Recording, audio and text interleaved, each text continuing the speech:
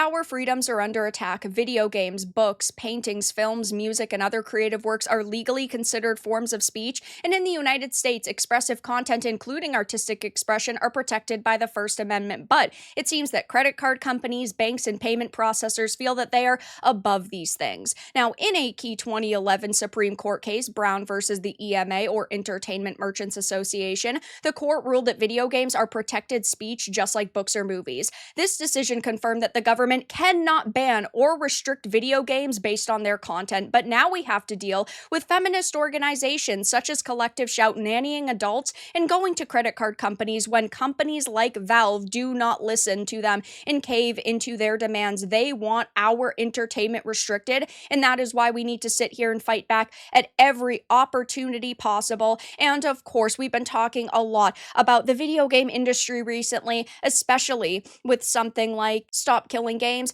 which doesn't necessarily have to do with the United States, but I think that it is still important. Everybody across the world discusses it because it is protecting us against the massive corporations in this industry. But now, on top of having our purchases potentially ripped away from us because a company does not feel like supporting a game and its servers anymore, we also have to worry about content that features adult themes being completely removed from platforms regardless of where you are across the world. I have been talking a lot about this situation on the channel. It is something I am extremely passionate about, and I think everybody needs to be talking about, because I understand there are individuals out there who say, oh, they're just sex simulators. I don't particularly care about that. But censorship is a slippery slope. If you give companies an inch, they will take a mile. And it might be sex simulator games today, but in a week or a month or a year or a decade, it could just be any adult theme, gore, violence.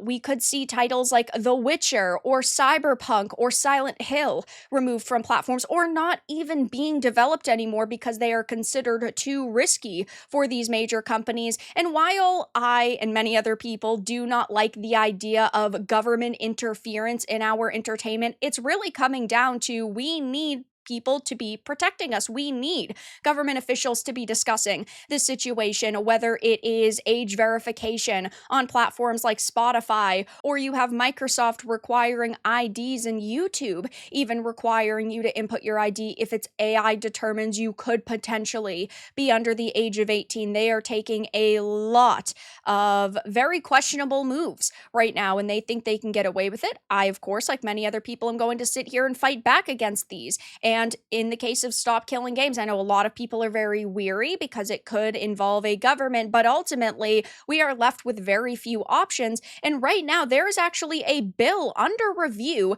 that could prevent credit card companies from actually blocking adult games on Steam. It says earlier this month, Steam amended its publisher guidelines to prohibit content that may violate the rules set by credit card companies such as Visa and Mastercard. Dozens of adult games were soon purged from the platform. A group called Collective Shout later claimed responsibility, stating that it had pressured payment processors directly to take action after Steam failed to respond. Of course, they are doing this under the guise of protection. They are claiming that this is to protect women and girls and children, but ultimately it's not about protecting anybody. It's about controlling everybody. They do not care about protecting young girls or women. They care about making a profit. And of course, there is no consistent correlation between violence in video games causing violence in the real world. There is no consistent scientific evidence to back that up. They can make this claim. It is not proven. And they are going to push that narrative because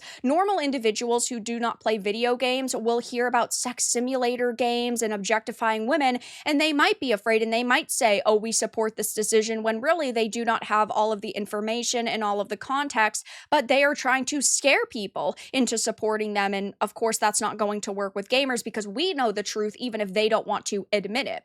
It says fans have since launched petitions and called credit card companies out directly in hopes of stopping future purges, but interestingly, a bill is already under review right now that concerns this very problem. Republican Senator Kevin Cramer introduced a bill into the congressional record on February 4th earlier this year, before Steam had even amended its guidelines, which seeks to place restrictions on certain banks, credit unions, and payment card networks if they refuse to do business with a person who complies with the law. All of the content that is on Steam and itch.io that is being censored currently is legal content. It is ultimately protected. Even if you personally do not agree with the contents of these games, it is legal. And so they are really just, of course, saying we don't care about people's protections and people's freedoms. We just care about protecting our own brand and image. That's really what it boils down to here. And if passed, the bill would protect against banks being able to impede otherwise lawful commerce and thereby achieving certain public policy goals. In other words, credit card companies would likely no longer be able to refuse service to developers as long as what they are selling is legal, which means that companies like Visa and Mastercard would no longer be able to demand storefronts such as Steam and Itch remove adult games due to pressure from political entities, which would be an amazing thing. Again, I know that when we're talking about government interference in our entertainment, people become very weary, but at this point, there are only so many things that could happen.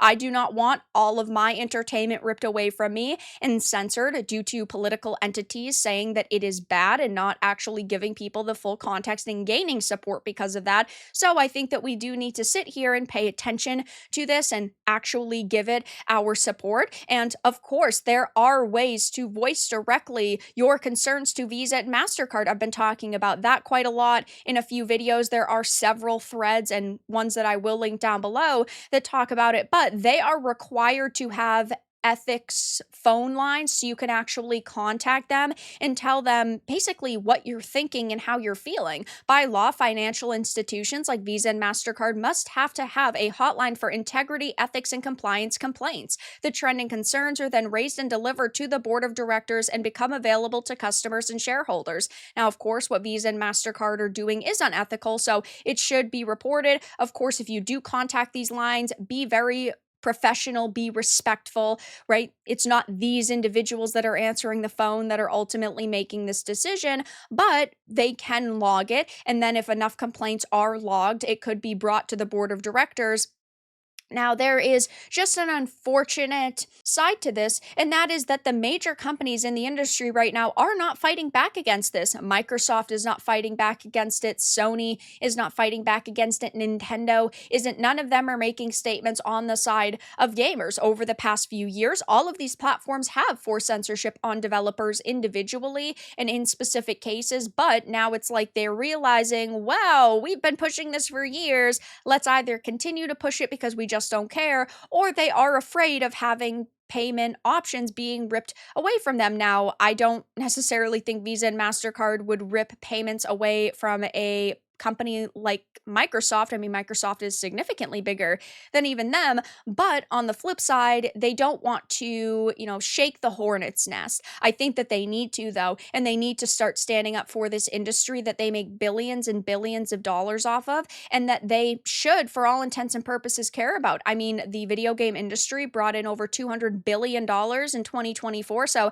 I think that it's time they actually start protecting it if they want to continue to make money. They feel like they are untouchable, and they feel like in certain regions, right, they have to comply with certain, age verification systems and ID systems. I know Microsoft had just announced that for the UK, but we are being affected worldwide by these decisions. So I will, of course, be keeping my eye on this, but there is a bill under review right now that could prevent credit card companies from blocking adult games on Steam. So I will definitely be keeping a close eye on this because this could be at least a partial fix to a lot of the problems we're seeing in this industry right now. But that's all that I really had to discuss in this video. Let everyone know your thoughts in the comments below. If you enjoyed this, give it a like, and if you didn't, give it a dislike. I appreciate your support either way, but I'll talk to you all again in the next video really soon.